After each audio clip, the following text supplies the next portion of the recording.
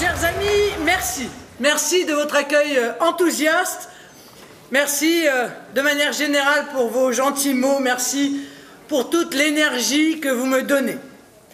Vous savez, je pense que dans la campagne que je mène, passionnante, ces moments de rencontre avec vous, qui êtes le peuple patriote, sont les plus beaux moments.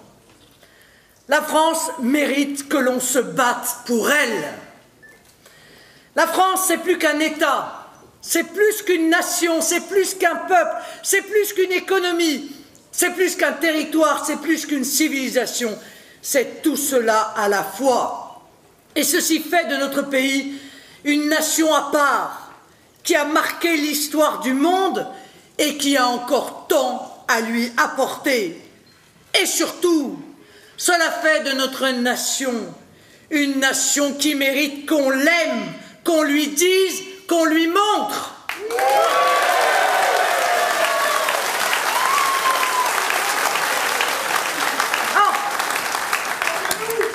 Or, depuis un certain nombre d'années, il est de bon ton dans la classe politique de dénigrer notre peuple et notre pays. Un pays, si on les écoute, trop petit, trop faible, coupable, forcément coupable de son passé, de son histoire. Un peuple lui-même dénigré, qu'il présente comme replié, allergique aux réformes, quand ils ne le décrivent pas comme paresseux, égoïste ou peureux, et j'en passe. Je ne reviendrai pas sur les propos violents qui ont été tenus contre notre pays par certains qui ont osé parler de crimes contre l'humanité que la France aurait commis, ou qui ont affirmé sans vergogne qu'il n'y a ni culture ni art français. Ceux-là qui tiennent ces propos revendiquent leur immaturité politique. On ne leur donnera pas tort. Il en faut certainement beaucoup pour sortir des énormités pareilles. On leur ravera néanmoins cette vérité cinglante. Lorsqu'on aspire à devenir président de la République, on ne parle pas ainsi de la France et on ne peut pas penser cela de la France. On peut d'ailleurs s'interroger sur les raisons qui poussent les candidats à la présidentielle à vouloir diriger un pays pour lequel ils expriment autant de mépris. Comment, dans ces conditions, attendre d'eux qu'ils la défendent, la France, envers et contre tout, qu'ils fassent passer la France, sa liberté, sa culture, son identité, sa prospérité, sa sécurité, son rayonnement, avant tout. Je n'aime pas qu'on dise du mal de la France, mais je n'aime pas non plus qu'on ne respecte pas les Français. Et pardonnez-moi, mais là encore, beaucoup de candidats ne respectent pas les Français.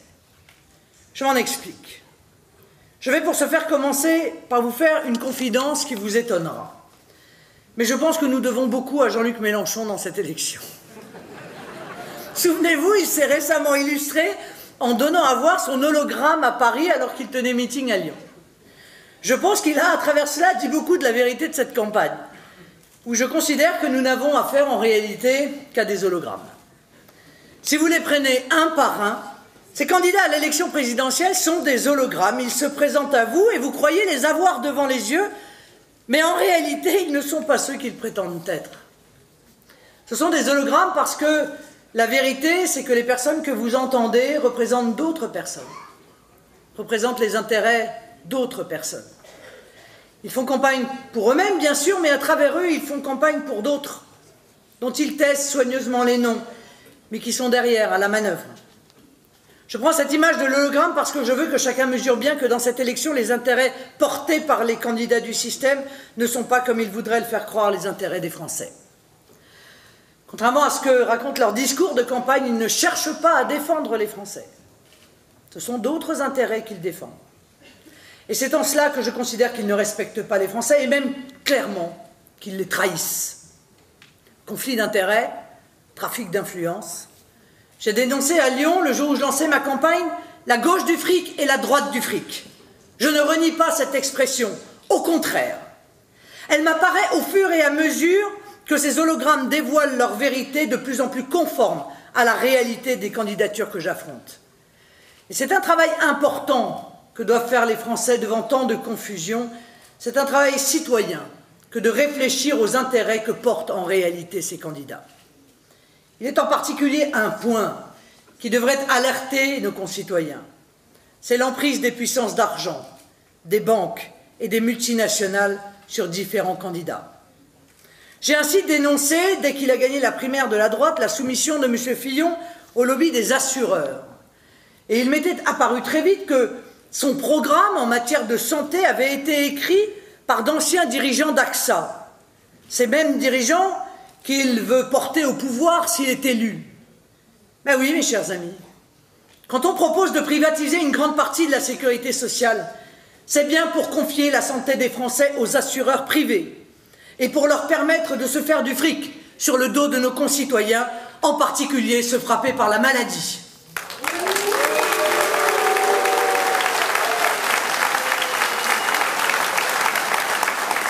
Quand chaque jour amène son lot de révélations sur le rôle de M. Ladrette de la Charrière, aux côtés de M. Fillon, mais sait-on qu'il s'agit de l'ancien propriétaire de Fitch, l'agence de notation, lourdement mise en cause d'ailleurs dans la crise financière de 2008. Nous sommes là au cœur nucléaire de ces grands organismes financiers dont les intérêts, je vous le dis, sont clairement contraires à ceux du peuple. Alors allons voir un peu de l'autre côté du chouchou du système, M. Macron.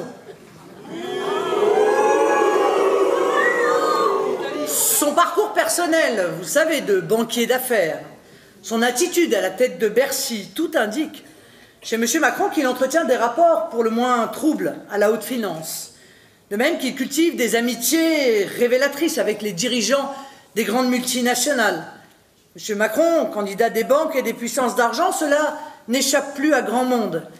Mais nous apprenons aussi cette semaine qu'en matière de santé également, comme M. Fillon, le programme de M. Macron est largement influencé par des acteurs importants, non pas ici de l'assurance, mais de l'industrie du médicament. Tiens donc. Ainsi, on avait vu dans son projet qu'il souhaitait améliorer le remboursement des traitements de l'hypertension. Jusque-là, rien qui pouvait particulièrement nous choquer, rien de scandaleux. Mais ces traitements figurent parmi les meilleures ventes d'un laboratoire, le laboratoire Servier. Et qui paye le conseiller santé de M. Macron? Le laboratoire Servier. Alors,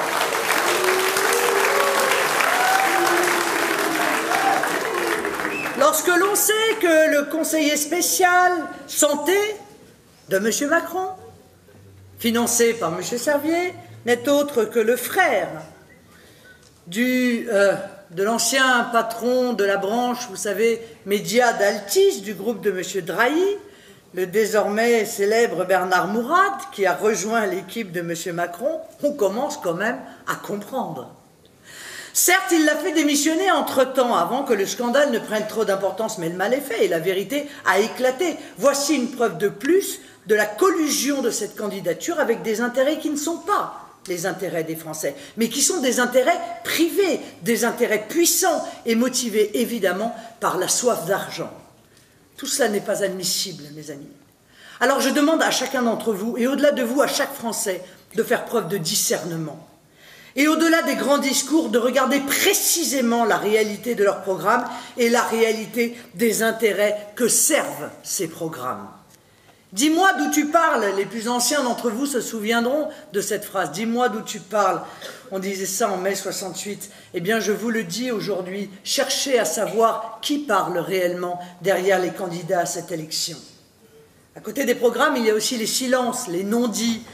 Et je vois dans cette campagne de très grosses impasses. Je vois un soin particulier à ne pas évoquer certains sujets. Cette volonté de ne pas aborder certains thèmes pourtant essentiels quand on y vient est elle aussi révélatrice des candidats en présence. Je parle ici par exemple de l'immigration et du communautarisme. Vous aurez remarqué que c'est un sujet dont mes concurrents ne parlent quasiment jamais. Pourquoi n'en parle-t-il pas? Monsieur Fillon d'abord. n'aimerait pas trop qu'on rappelle à son bon souvenir son bilan en tant que Premier ministre de Nicolas Sarkozy sur le dossier. 1 million d'entrées légales pendant la durée du quinquennat. 1 million d'entrées légales pendant la durée du quinquennat Sarkozy-Fillon. C'est un niveau historique. Et c'est une tendance qu'ils ont installée sans bien sûr que M. Hollande ne revienne dessus. Mais à côté de l'immigration légale, il y a les naturalisations, il y a la folle politique d'asile qui a commencé avec eux à exploser. Il y a l'absence totale de lutte contre l'immigration clandestine et la volonté farouche de ne pas toucher au dogme européen sacré de l'effacement des frontières et de la libre circulation. M. Macron, lui non plus, ne parle jamais d'immigration. Enfin, si, il en parle, mais avec, les responsables de M. Bouteflika en Algérie. Et s'il n'en parle pas, c'est parce que pour lui, tout va bien à ce sujet. M. Macron, il adore l'immigration de masse. Et il adore la politique de l'Allemagne qui force l'Europe tout entière à subir une crise migratoire inédite. Il s'est même rendu à Berlin, où il est allé faire allégeance, comme François Fillon d'ailleurs, décidément, c'est le tour opérateur de la soumission, vous savez. Il y retourne bientôt d'ailleurs, pour dire tout le bien qu'il pense de l'accueil par Mme Merkel d'1,5 million de migrants, dont un tiers ont disparu dans la nature. Et personne ne sait où ils sont.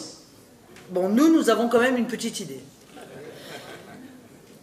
Au moment même, d'ailleurs, où l'Union européenne a annoncé qu'elle réfléchissait à mettre en place une punition pour les États qui refuseraient d'accepter ce qu'ils appellent les relocalisations. Je ne comprends même pas pourquoi ils appellent ça comme ça, parce que pour relocaliser, il faut que ça ait été localisé. Bon. En réalité, l'installation des migrants dans les différents pays de l'Union européenne. Ils ont même réfléchi à ce que les pays soient condamnés à 250 000 € d'amende par migrant qui ne serait pas accepté. Parallèlement, ils réfléchissent également à mettre en œuvre un véritable chantage à l'égard des pays de l'Union européenne. Si vous n'acceptez pas les migrants, alors vous n'aurez pas les contributions, les aides, FEDER, etc., que livre l'Union européenne. C'est ça maintenant l'Union européenne. Or, quand M. Fillon vient nous dire, pardon, mais quand il vient nous dire, moi je fais confiance à l'Union européenne pour régler le problème de l'immigration et pour maîtriser les frontières extérieures de l'Union européenne, et qu'on voit ça, on se dit, mais il y a un mensonge absolu à l'égard du peuple français. Parce que l'Union européenne, elle n'est pas là pour empêcher l'immigration. Elle est là pour multiplier l'immigration. Et les commissaires européens viennent vous dire régulièrement, mais il faut de l'immigration en Europe. Donc comment peut-on imaginer de confier à une Union européenne qui souhaite une immigration massive en Europe le soin de nous préserver d'une immigration massive? Ça n'a absolument aucun sens.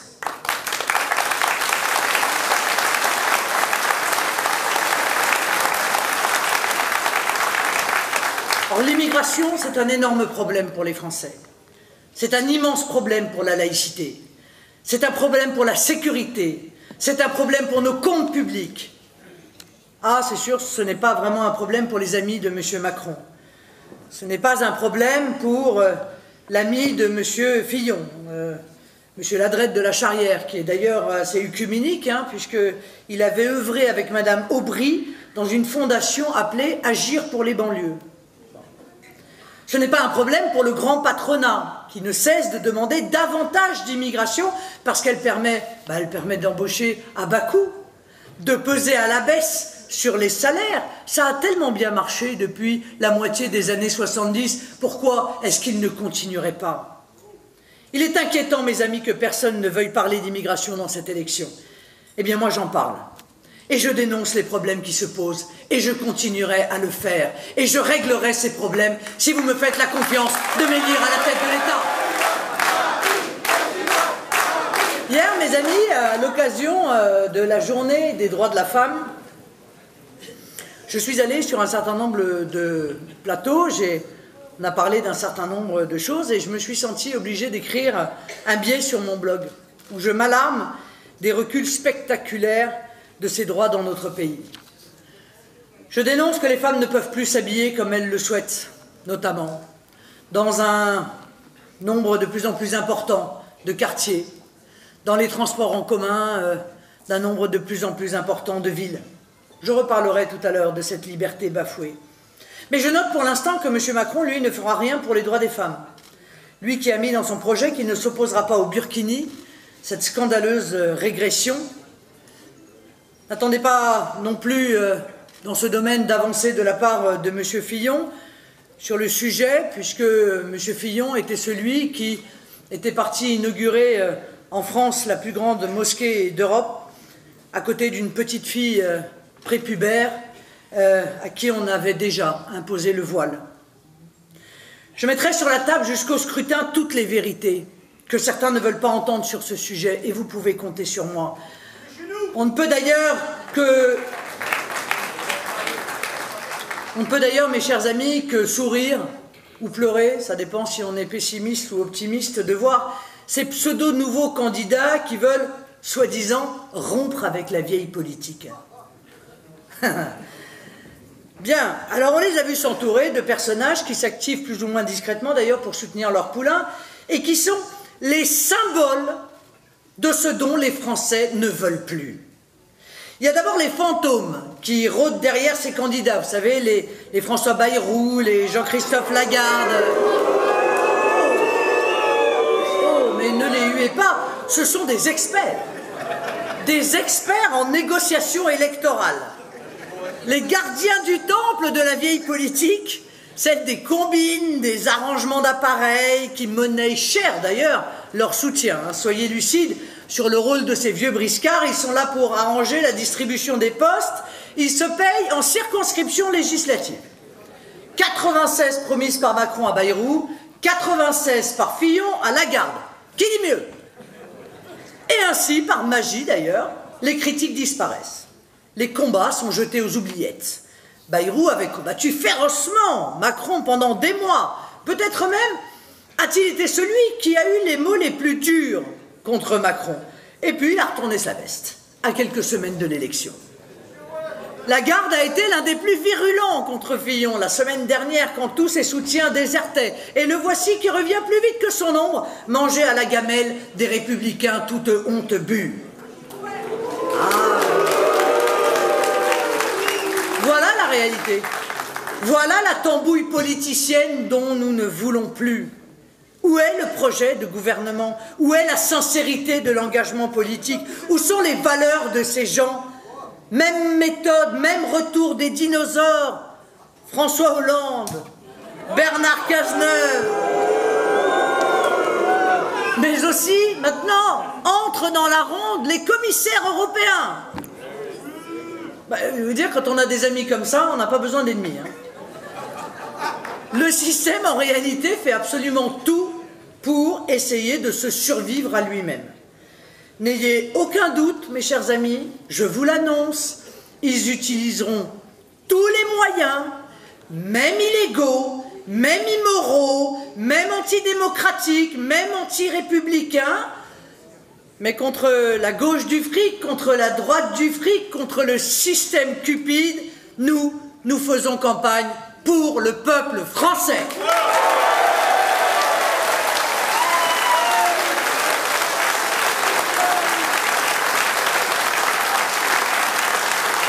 Au nom du peuple est notre slogan, notre ligne de conduite, notre profession de foi, parce que c'est le sens même de mon investissement dans cette élection. Porter les intérêts du peuple de France, porter l'intérêt supérieur du pays, l'intérêt général contre les intérêts particuliers, les intérêts privés qui veulent mettre la main sur le pouvoir. Dans cette élection, il n'aura échappé à personne que je porte la liberté du peuple, sa liberté à être lui-même et à décider pour lui-même.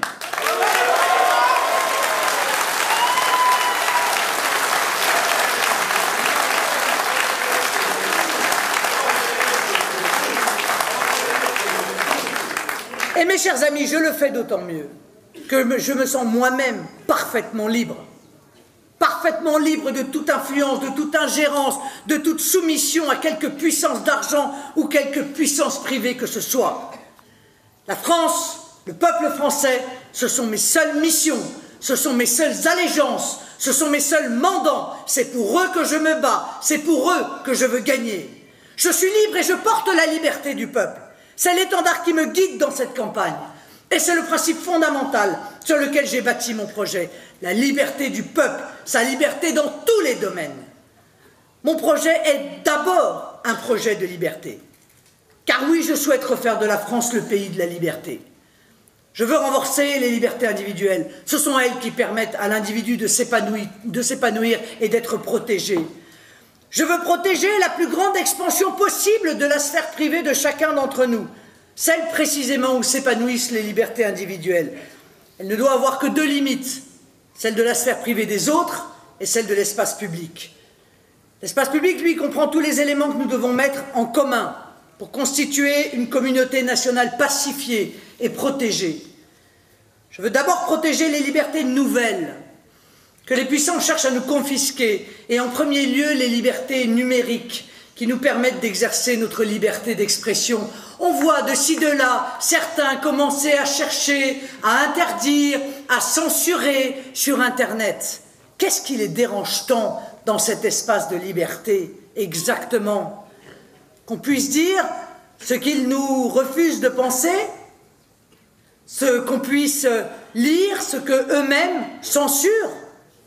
Internet est devenu un espace incroyable où chacun peut dire librement ce qu'il a à dire, où l'information n'est plus confisquée par de grands groupes, toujours tentés de la manipuler à leur profit ou de la censurer quand elle les dérange. Le monopole de l'information leur échappe. Oh, croyez-moi, ils souhaiteraient tellement le récupérer.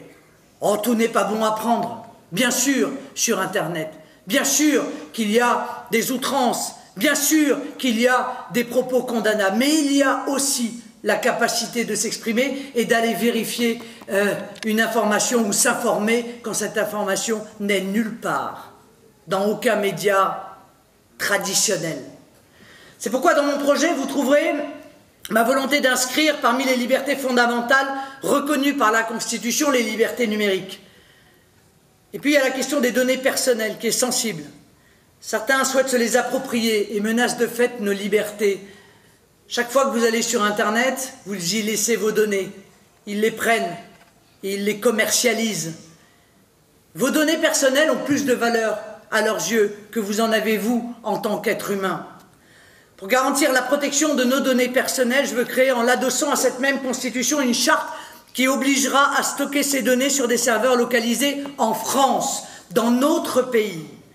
La cybersécurité doit être assurée, c'est une question importante de souveraineté. Je veux aussi renforcer les libertés de notre peuple qui sont au cœur de notre démocratie. Aujourd'hui, on voit se multiplier les pétitions. Écoutez, moi je préfère une méthode plus démocratique et plus efficace. Le référendum d'initiative populaire, le vrai, celui qui a été promis et qui n'a jamais été mis en œuvre.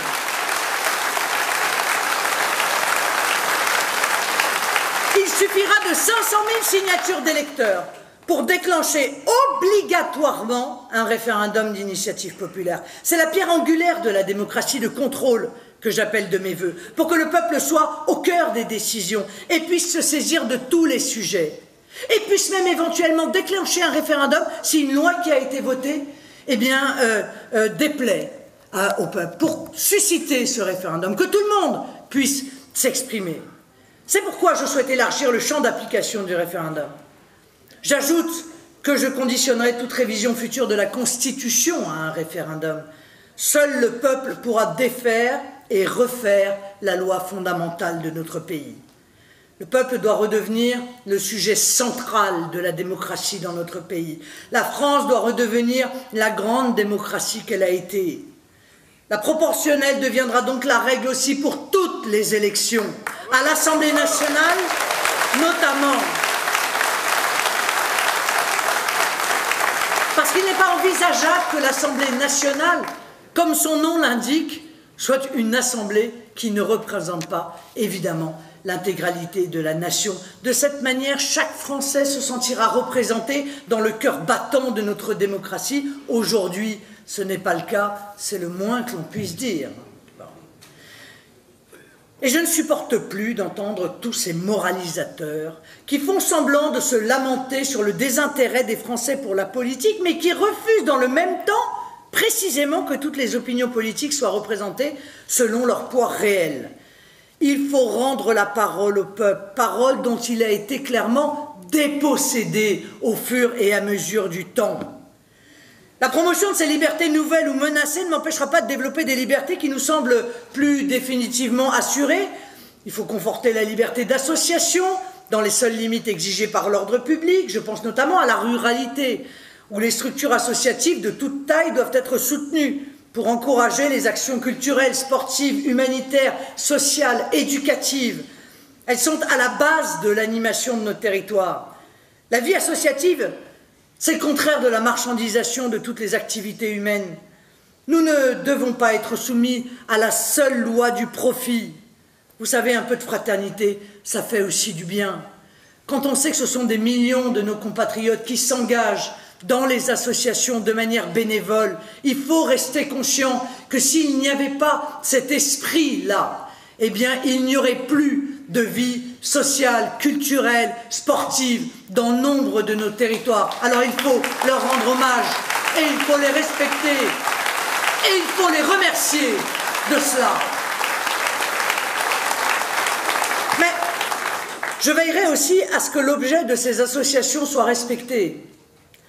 Parce que, hélas, de plus en plus souvent, des organisations islamistes ont su utiliser les structures associatives pour répandre leur idéologie de haine. Dans certains quartiers, pour des raisons clientélistes, des élus ont fermé les yeux et des associations sans activité réelle ont été grassement subventionnées, parfois justement pour diffuser leur idéologie de haine de la France. Oh, vous trouverez de temps en temps un article qui y fait référence, mais le moins qu'on puisse dire, c'est que l'information n'est pas générale et pourtant il y a des vraies inquiétudes, notamment dans des associations sportives, notamment autour d'associations sportives de football, où ils ont tiré la sonnette d'alarme en disant « Attention, attention, il y a de plus en plus dans les grandes villes d'associations qui sont tombées véritablement sous la coupe de fondamentalistes islamistes. » Mais ces dérives doivent cesser. Nos associations sont notre richesse. Et nous sommes, c'est vrai, de moins en moins riches. Alors nous devons les protéger de ceux qui veulent s'en servir à leur seul profit personnel ou contre notre République. Je veux aussi libérer les TPE-PME des contraintes qui pèsent sur elles et qui les briment inutilement. Oui, je veux privilégier les TPE-PME plutôt que les grands groupes, mais c'est un choix et je l'assume totalement, parce que c'est un choix que j'estime essentiel. Pourquoi je veux le faire? Parce que ce sont elles qui créent des emplois.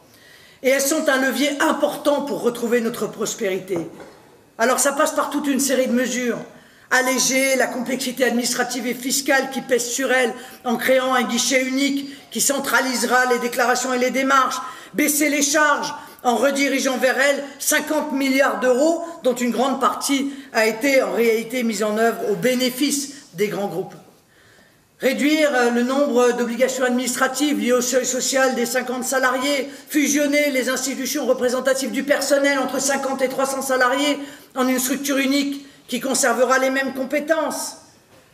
Mais une France indépendante et des libertés, c'est aussi une France des indépendants.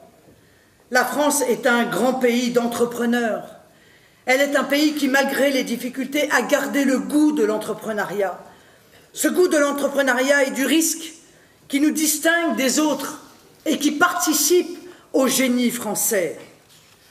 Alors, je me dois aussi d'aider ceux de nos compatriotes qui créent des entreprises, qui innovent et qui participent au rayonnement de notre pays. Je me dois de penser, dans ces conditions, au soutien pas nécessaire, incontournable à nos agriculteurs.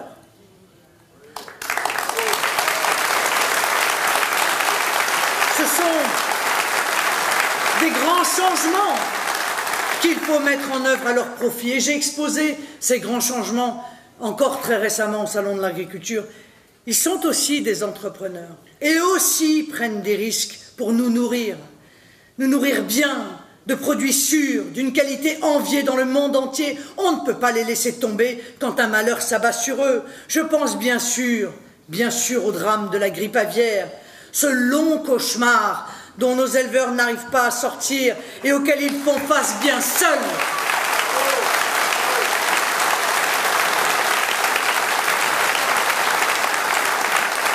L'État, lent, radin, ne semble que peu concerné par les drames humains qui se multiplient. Bon sang, mais ça sert pourtant à ça, la solidarité nationale, à être aux côtés des éleveurs dans les coups durs, plutôt que de détourner les yeux et de laisser la filière au bord du précipice. Des indemnisations doivent arriver vite, alors qu'ils attendent pour certains encore le solde du règlement de la dernière crise. Notre agriculture, c'est notre indépendance. Quand l'agriculture a des problèmes, c'est la France qui a des problèmes. Quand l'agriculture va mal, ce sont nous tous, les Français, qui allons mal.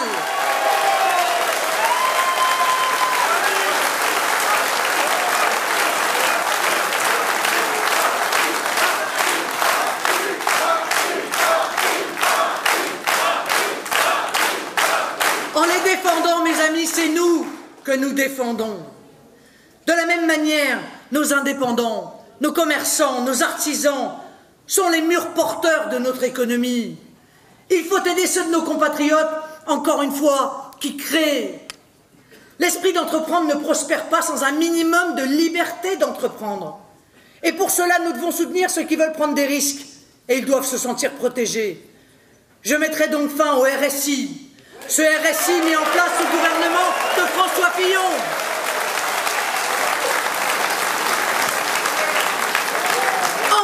Point commun, Fillon-Macron, des promesses aujourd'hui, mais qu'ont-ils fait quand ils étaient au pouvoir? Et l'un et l'autre. Ce RSI qui n'a abouti qu'à une chose, fragiliser tellement nos indépendants et en conduire un certain nombre au RSA. J'ai appelé ce RSI un tueur en série. C'était un tueur en série. Alors je proposerai un régime nouveau qui répondra à leurs besoins et les protégera réellement sur la base de l'autodéclaration, parce que là aussi, je ne supporte plus cette suspicion systématique à l'égard des artisans et des commerçants, comme s'ils étaient des délinquants en puissance. Mettons un système sur la base de l'autodéclaration, faisons-leur un peu confiance, donnons-leur un peu de souplesse. Ils auront le choix de ce système, ou alors le choix de s'affilier au régime général s'ils le souhaitent, mais je sais, moi, qu'ils sont très attachés à leur indépendance. Enfin, je m'y suis engagé. Je déclarerai une amnistie sur les arriérés du RSI, dont l'État porte une responsabilité lourde dans les multiples erreurs qui ont été commises. Nous défendons la liberté, les libertés, et nous devons veiller aussi à la liberté des salariés. Et pour assurer cette liberté, il faut qu'ils soient effectivement représentés et défendus. Il n'est pas normal que le taux de syndicalisation en France soit l'un des plus faibles, sinon le plus faible des pays industrialisés. Le monopole de représentativité qui a été accordé aux centrales installées les a transformées en bureaucratie rivale, en corporations qui défendent leurs seuls intérêts plutôt que ceux des salariés. Dans le même temps, elles se sont politisées au point d'en perdre leur nécessaire indépendance. Il est plus que temps de moraliser leur fonctionnement pour leur rendre leur efficacité, et c'est pour cela que je préconise un contrôle public et transparent de leur financement sur le mode du contrôle effectué pour le financement des partis politiques.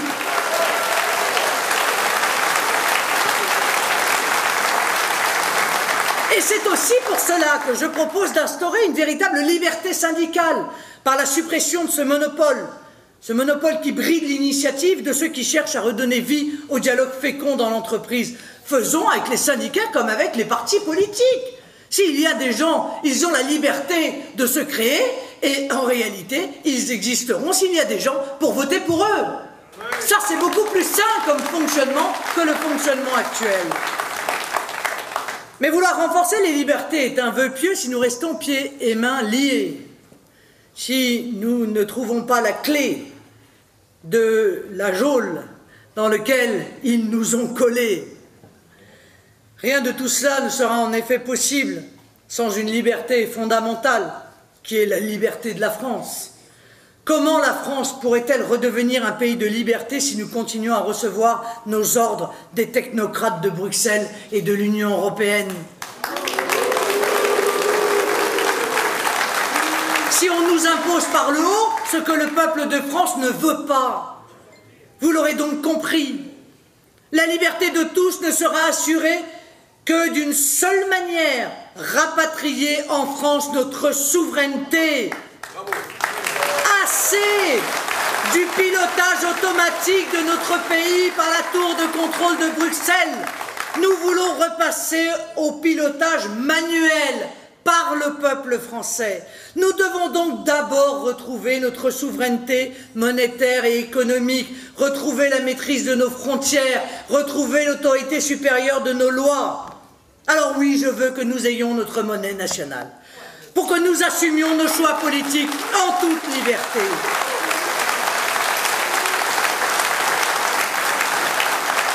Pour que nous puissions rendre de l'oxygène à nos entreprises. Oh, alors ça panique le système. Ouh là là, ils en font c'est pas des articles, des journaux entiers, encore ce matin. Il y a quand même quelque chose qui est piquant. C'est que les mêmes qui nous expliquaient qu'il fallait absolument que nous rentrions dans l'euro, que c'était merveilleux, que ça allait nous apporter la prospérité, que ça allait permettre l'augmentation des salaires, que nous allions avoir plus de pouvoir d'achat. Les mêmes qui nous disaient cela sont ceux qui aujourd'hui nous disent « Mon Dieu, surtout, il ne faut pas en sortir ». Mais dites-moi, ce qu'on payait 1 franc avant et qu'on paye 1 euro aujourd'hui, ça vous perturbe pas, ça, en matière de baisse massive du pouvoir d'achat? Parce que nous, on l'a senti, ça, dans le caddie de la ménagère, comme on dit. Enfin, écoutez, la spoliation de pouvoir d'achat qui a été la conséquence du choix de l'euro a été massive. Et que les gens qui nous ont fait ces fausses promesses d'emploi, de pouvoir d'achat, osent venir nous dire aujourd'hui que nous n'avons pas d'autre choix que de nous soumettre à cette horreur, je trouve franchement qu'il ne manque pas d'air. Moi, je ne veux pas des menaces de la BCE à Francfort. Je ne veux pas qu'ils viennent nous dire qu'ils vont couper les liquidités parce que nous n'avons pas pris le chemin qu'ils ont décidé pour nous. Je ne veux pas entendre M. Juncker nous expliquer que contre les traités européens, il n'y a pas de choix démocratique. Car nous n'en pouvons plus de l'austérité. Et la liberté de chacun sera assurée par une politique économique vigoureuse qui rétablira le plein emploi. Nous sommes forts, nous ne sommes pas faibles. Nous sommes bons, nous sommes compétitifs, nous sommes entreprenants, nous sommes intelligents et on nous empêche de partir à la conquête du monde. Elle est là la réalité. Et dit, nous devons retrouver également notre souveraineté législative. Parce que les lois qui s'appliquent en France et aux Français doivent être décidées par les représentants du peuple français quand ce n'est pas par le peuple français directement. Aujourd'hui, nos parlementaires ne décident plus de rien. Ils se battent comme des chiffonniers pour être élus à l'Assemblée nationale où en réalité ils sont une caisse d'enregistrement des directives européennes qui tombent directement de Bruxelles. Il ne faut que transposer des directives qui arrivent par centaines et qui sont imposées encore une fois de tout là-haut par la bureaucratie de l'Union européenne. Nous rétablirons le Parlement dans la plénitude de ses fonctions. C'est aussi non seulement un acte de liberté, mais un acte de respect pour vous, afin qu'il vote des lois moins nombreuses, mieux pensées et surtout qui répondent à nos intérêts.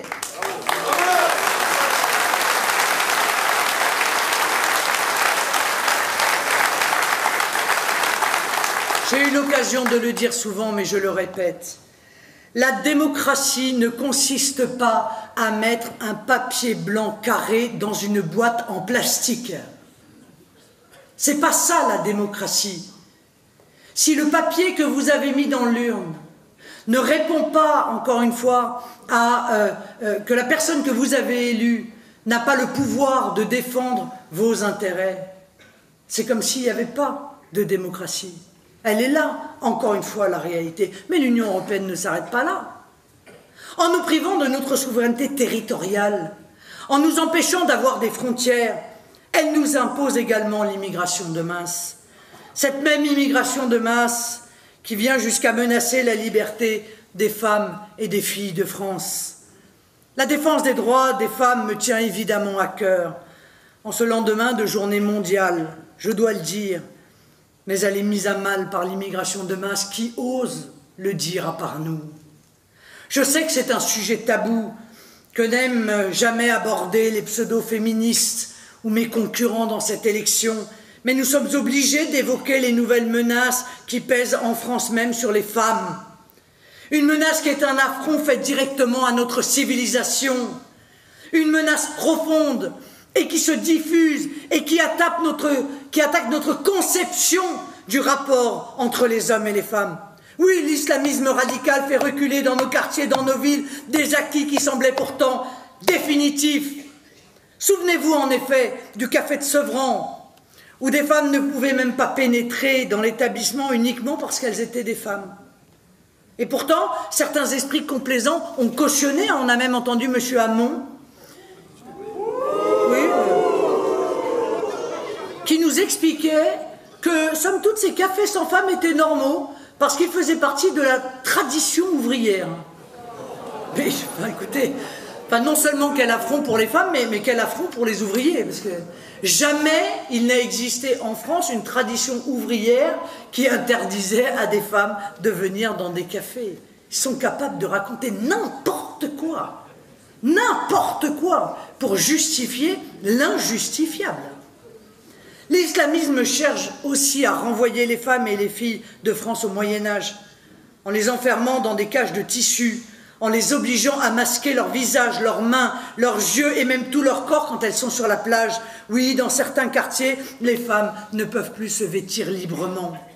Oui, porter un short ou se promener en jupe devient pour certaines et dans certains endroits impossible. Je suis navré d'être obligé de rappeler en France, au XXIe siècle, que les femmes doivent pouvoir se vêtir librement. Et j'y veillerai dès le premier jour de mon quinquennat.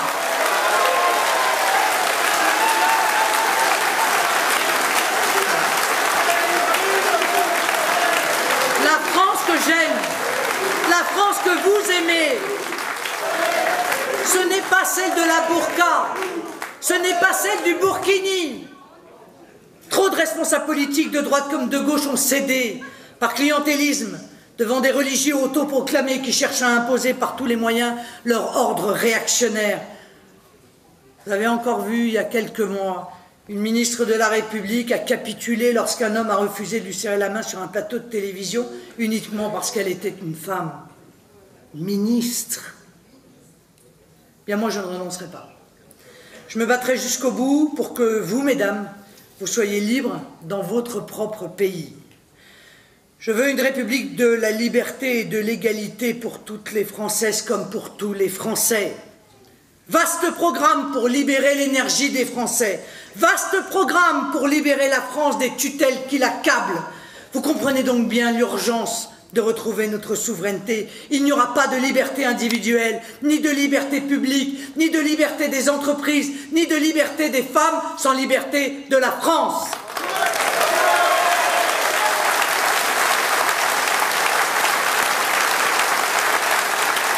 Mais c'est bien ensemble, nous, les patriotes, que nous ferons de la France à nouveau un grand pays libre et sûr. La liberté, elle n'est jamais assurée. Il faut s'engager à la défendre. Mes chers amis, aidez nos compatriotes à ouvrir les yeux sur les enjeux. Je ne doute pas, je suis sûr que nous pourrons rassembler une majorité de Français sur le beau projet qui est le nôtre.